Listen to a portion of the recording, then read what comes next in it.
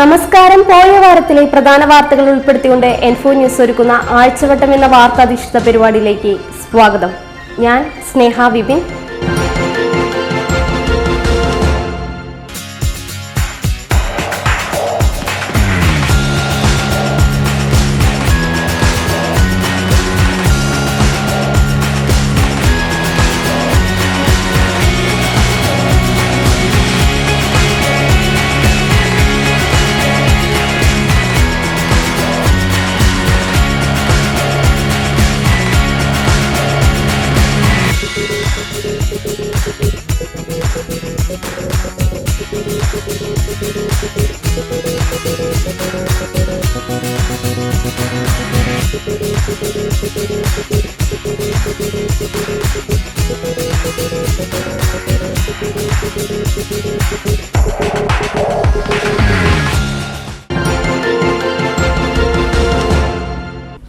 ശക്തമായ മഴയിലും കാറ്റിലും ചിറ്റിശ്ശേരിയിൽ കോൺക്രീറ്റ് വീട് തകർന്നു. വീട്ടുകാർ രക്ഷപ്പെട്ടത് തലനാരിഴയ്ക്ക്.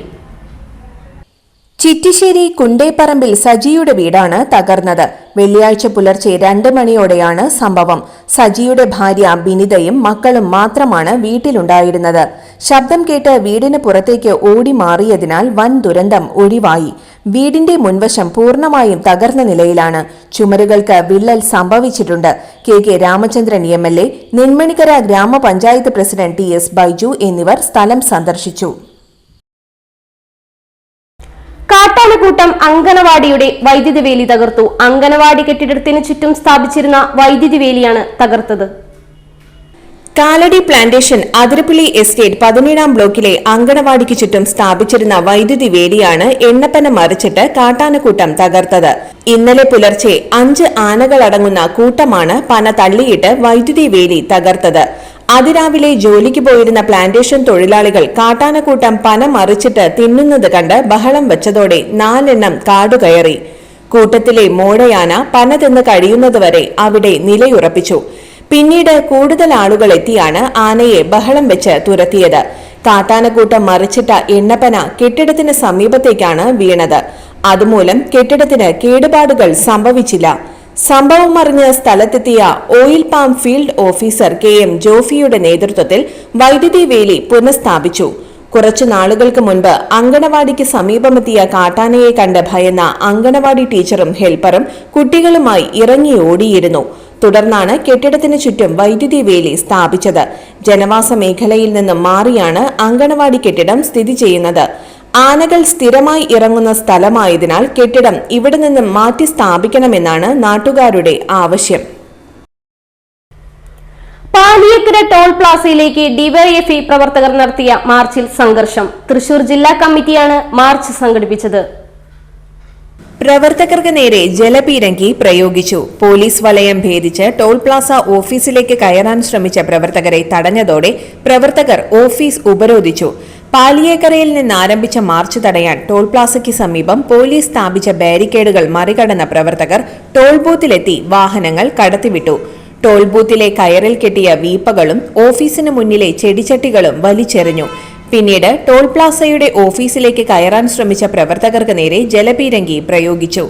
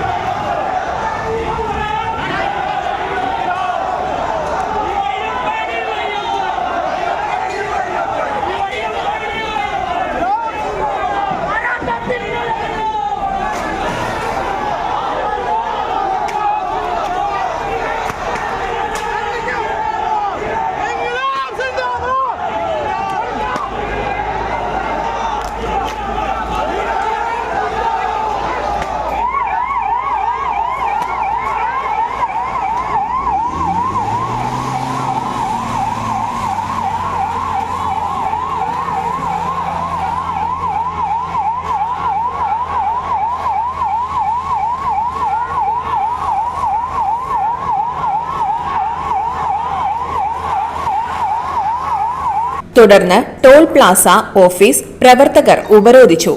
ഉപരോധ സമരം ഡിവൈഎഫ്ഐ ജില്ലാ സെക്രട്ടറി VP ശരത് പ്രസാദ് ഉദ്ഘാടനം ചെയ്തു. ജില്ലാ പ്രസിഡന്റ് RL ശ്രീലാൽ അധ്യക്ഷത വഹിച്ചു. KS സെന്തിൽകുമാർ, റോസൽ രാജ് തുടങ്ങിയവർ സംസാരിച്ചു. ദേശീയപാതയിലെ നിർമ്മാണ പ്രവർത്തനങ്ങൾ ഉടൻ പൂർത്തീകരിക്കുക, ഗതാഗതക്കുരുക്ക് പരിഹരിക്കുക, കേന്ദ്രമന്ത്രി സുരേഷ് ഗോപിയുടെയും ബെന്നി ബെഹനാൻ MP-യുടെയും അനാസ്ഥ അവസാനിപ്പിക്കുക, അന്യായമായ ടോൾ പിരിവ് നിർത്തിവെക്കുക തുടങ്ങിയ ആവശ്യങ്ങൾ ഉന്നയിച്ച് ഡിവൈഎഫ്ഐ ജില്ലാ കമ്മിറ്റിയാണ് ടോൾ പ്ലാസയിലേക്ക് മാർച്ച് നടത്തിയത്.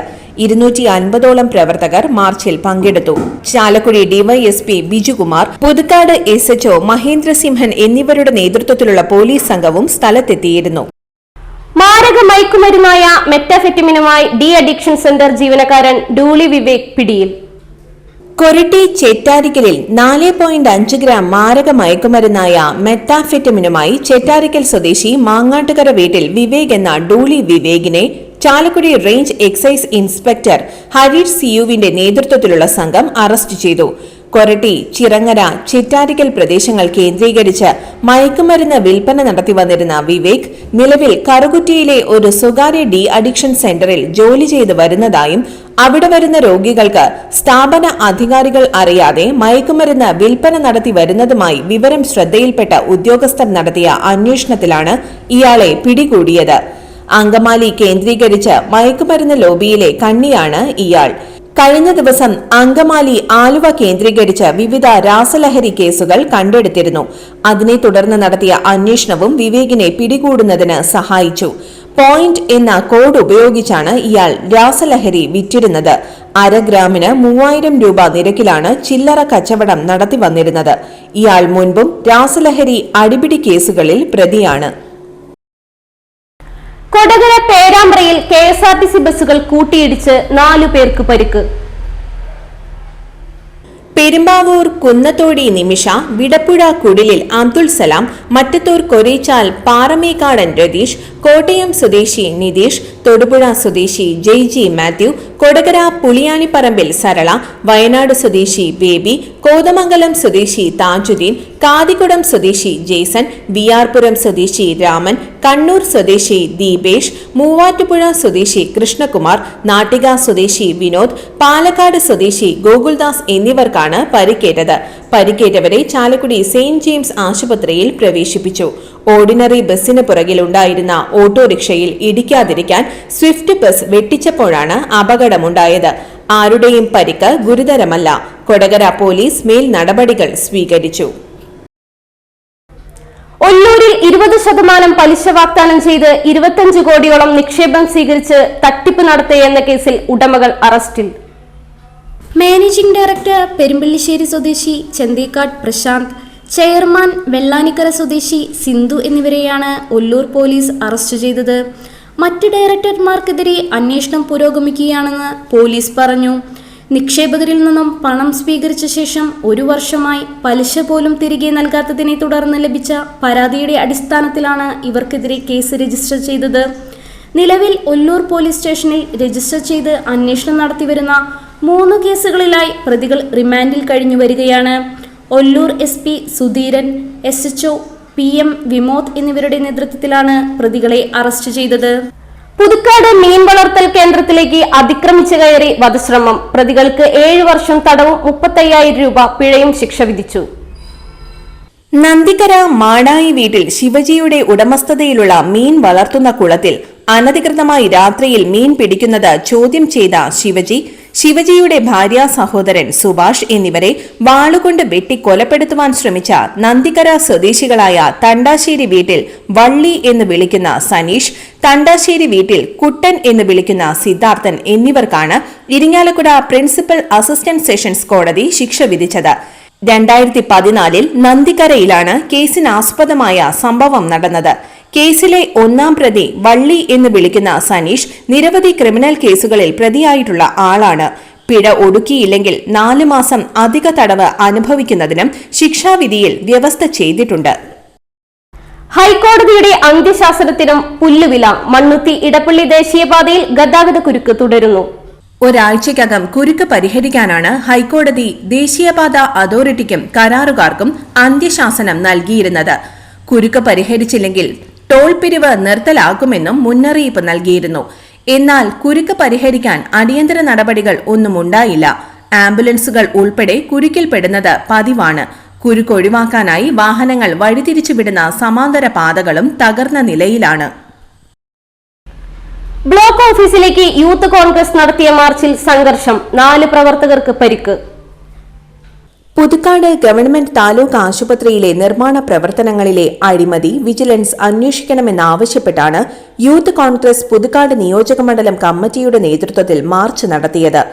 പുതുക്കാട് സെന്ററിൽ നിന്ന് ആരംഭിച്ച മാർച്ച് പോലീസ് ബ്ലോക്ക് പഞ്ചായത്ത് ഓഫീസിന് സമീപം തടഞ്ഞതോടുകൂടിയാണ് പോലീസും പ്രവർത്തകരും തമ്മിൽ സംഘർഷം നടന്നത്. ബാരിക്കേഡ് മറികടന്ന് പ്രവർത്തകർ ബ്ലോക്ക് പഞ്ചായത്ത് ഓഫീസിലേക്ക് തള്ളിക്കയറാൻ ശ്രമിച്ചതോടെ പോലീസ് ജലപീരങ്കി പ്രയോഗിച്ചു. യൂത്ത് കോൺഗ്രസ് നിയോജകമണ്ഡലം പ്രസിഡന്റ് ഫൈസൽ ഇബ്രാഹിം, സംസ്ഥാന സെക്രട്ടറി ജെറോം ജോൺ എന്നിവരെ പോലീസ് കയ്യേറ്റം ചെയ്തുവെന്നാരോപിച്ച് പ്രവർത്തകരും പോലീസും തമ്മിൽ വാക്കുതർക്കം നടന്നു. 5 പ്രവർത്തകരെ പോലീസ് അറസ്റ്റ് ചെയ്തു. ഉപരോധ സമരം DCC ജനറൽ സെക്രട്ടറി ശോഭ സുദീൻ ഉദ്ഘാടനം ചെയ്തു. പുതുക്കാട് നിയോജകമണ്ഡലം പ്രസിഡന്റ് ഫൈസൽ ഇബ്രാഹിം അധ്യക്ഷത വഹിച്ചു. DCC ജനറൽ സെക്രട്ടറിമാരായ K ഗോപാലകൃഷ്ണൻ, TM ചന്ദ്രൻ, സെബി കൊടിയൻ, യൂത്ത് കോൺഗ്രസ് മണ്ഡലം പ്രസിഡന്റുമാരായ ഹരൺ ബേബി, പ്രതീഷ് പണ്ടാരത്തിൽ, ജിജോ പുന്നക്കര എന്നിവർ സംസാരിച്ചു.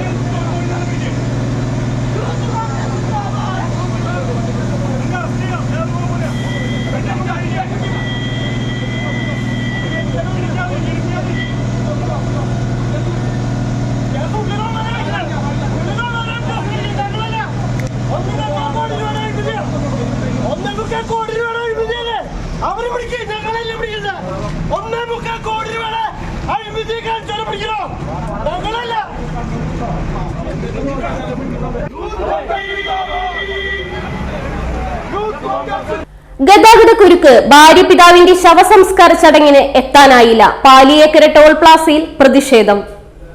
പാലിയേക്കര ടോൾ പ്ലാസയിൽ വ്യവസായിയുടെ പ്രതിഷേധം.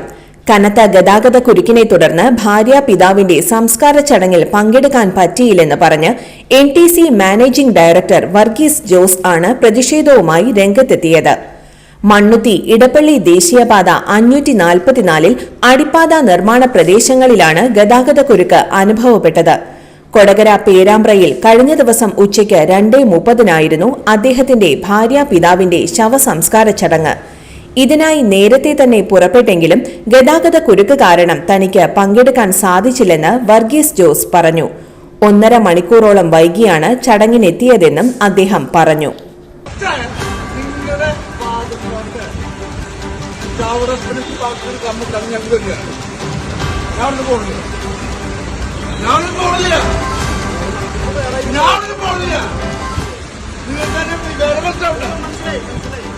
എന്റെ ഫാദറിലുണ്ട്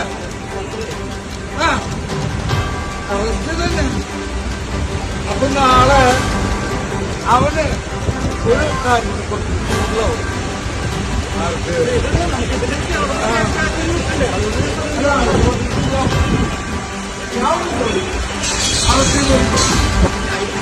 അല്ല അറസ്റ്റിന് വിട്ടുമ്പോ ആയിക്കോട്ടെ വിട്ടോ